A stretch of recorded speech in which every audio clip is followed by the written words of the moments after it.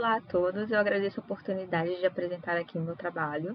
Eu me chamo Daniela Del Rosário, eu sou aluna de pós-graduação, de doutorado, no programa de pós-graduação em Medicina Tropical do Instituto Oswaldo Cruz, da Fundação Oswaldo Cruz. E agora vou apresentar o trabalho intitulado Golden Syrian Hamsters idosos inoculados com 3 distintas cepas de SARS-CoV-2 como modelo animal para estudos de Covid-19.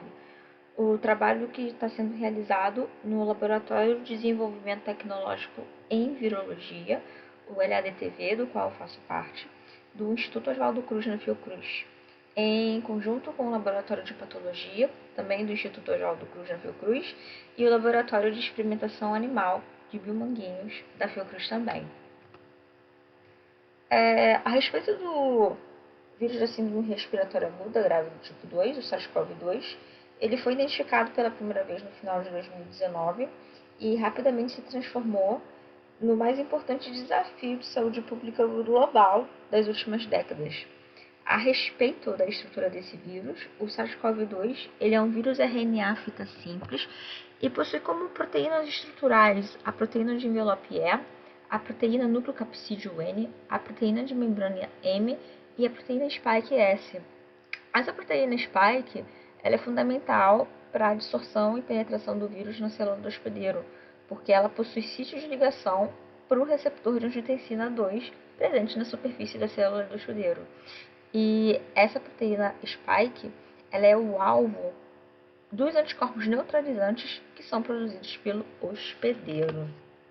A respeito da Covid-19, a doença provocada pelo SARS-CoV-2, os sintomas mais comuns são a tosse, a febre, a fadiga, a perda de olfato e paladar, a coriza, dor de garganta, dor de cabeça, diarreia, dificuldade de respirar. Os infectados eles não necessariamente têm todos esses sintomas e é muito importante frisar que os infectados não necessariamente apresentam sintomas, já que boa parte dos casos das infecções elas são assintomáticas. E esse é um dado muito importante, porque sendo um indivíduo infectado com a capacidade de transmitir o vírus e que não apresenta sinal clínico e sintoma, ele não é isolado, porque não se sabe que ele está infectado. Isso impacta nas taxas de transmissão, porque ele continua inconvível transmitindo o SARS-CoV-2. Então, retomando, falando daqueles que desenvolvem os sintomas, 15% eles podem evoluir para doença severa com necessidade de oxigênio hospitalar. E destes, 5% podem evoluir para condições críticas com a necessidade de cuidados intensivos, sendo a taxa de mortalidade desses que evoluem para doença severa da ordem de 2,3%. Quanto ao perfil epidemiológico, os dados fornecidos pela página da OMS em 25 de janeiro de 2022, temos que no panorama global para a Covid-19 foram confirmados 352.796.704 casos, sendo 5.600.434 mortes. Falando a respeito do panorama no Brasil da Covid-19, foram confirmados 24.044.255 casos, com 623.097 mortes. É importante perceber que, à medida que esse vírus se dissemina e replica na população humana, há a aquisição de mutações que atribuem vantagens evolutivas para esse agente etiológico, alterando o fenótipo do vírus. E dessa maneira acontece o surgimento de novas variantes, como por exemplo agora a gente está lidando com a variante Ômicron. Voltando a atenção para o modelo animal que utilizamos nesse estudo, o receptor de angiotensina 2 do Golden Syrian Hamster ele possui 88,89% de homologia com o receptor de angiotensina 2 do humano. E esses animais, quando inoculados com SARS-CoV-2, eles desenvolvem sinais similares aos observados em humanos. Então, nesse estudo, utilizamos 3 diferentes variantes do SARS-CoV-2. A variante a variante B1.1.83 e a variante B1.1.28.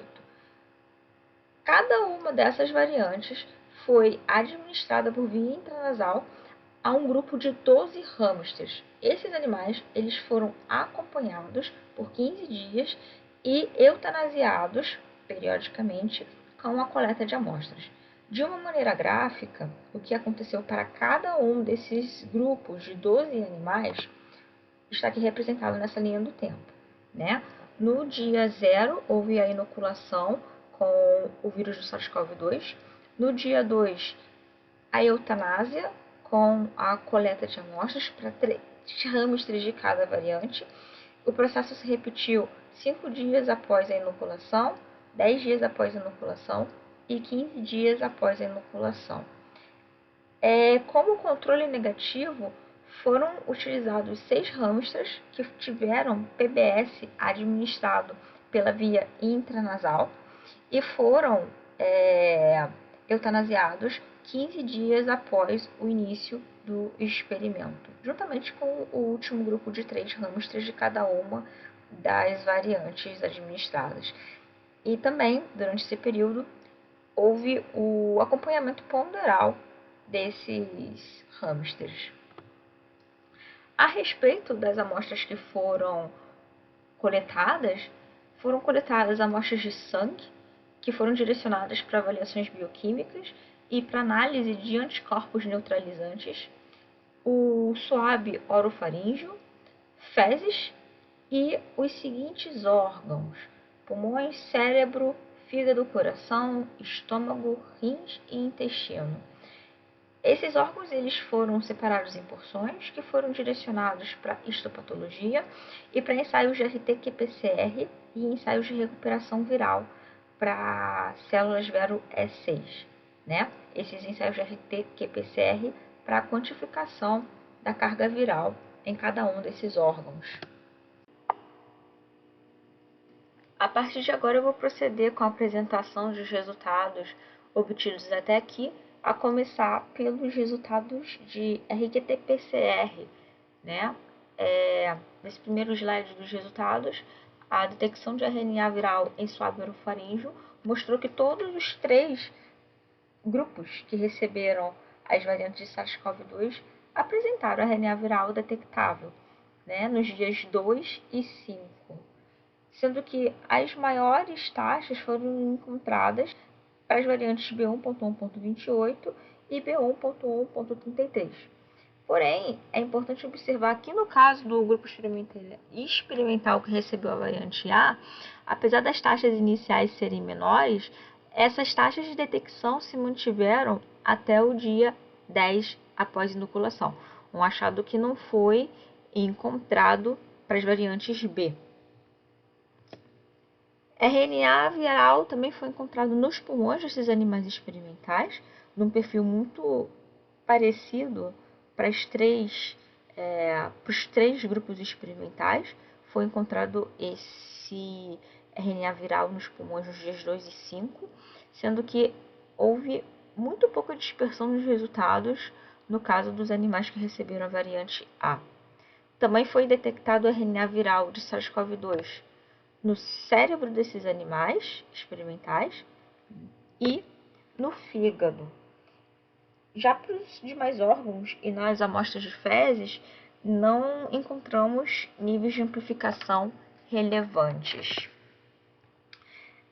Quanto à análise dos anticorpos neutralizantes, nós verificamos que o grupo inoculado com a variante A, ele inicia a formação de anticorpos neutralizantes, ainda na zona cinza, já no segundo dia após inoculação.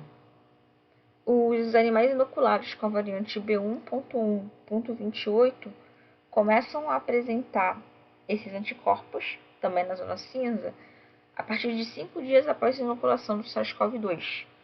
E no 10º dia após a inoculação, os 3 grupos experimentais têm esses anticorpos estabelecidos. Quanto à evolução ponderal desses hamsters, eu não trouxe aqui os valores absolutos, mas sim o comparativo da variação da perda de peso entre os grupos experimentais normalizados pelos animais controle. Então, comparando as cepas B, né, a B1.1.28 e a B1.1.33, não encontramos diferenças significativas. Entretanto, na comparação das cepas B com a cepa A gente encontra diferenças estatisticamente significativas que vão do dia 2 após inoculação até o dia 8 após inoculação. Então, as cepas B, elas perderam mais peso em comparação com o grupo que recebeu a cepa A. O material direcionado para a histopatologia, ele foi processado e o retorno do laboratório de patologia foi que para os 3 grupos experimentais foram detectadas alterações histopatológicas no trato respiratório e são alterações condizentes com pneumonia intersticial. Então, a título de representação desses achados para os 3 grupos experimentais, eu trago aqui unicamente as seções dos pulmões de hamster inoculado com a variante B1.1.33 em comparação com o animal controle negativo. E, de maneira geral, podemos observar o espessamento dos septos após a inoculação com essa variante e a colabação dos alvéolos.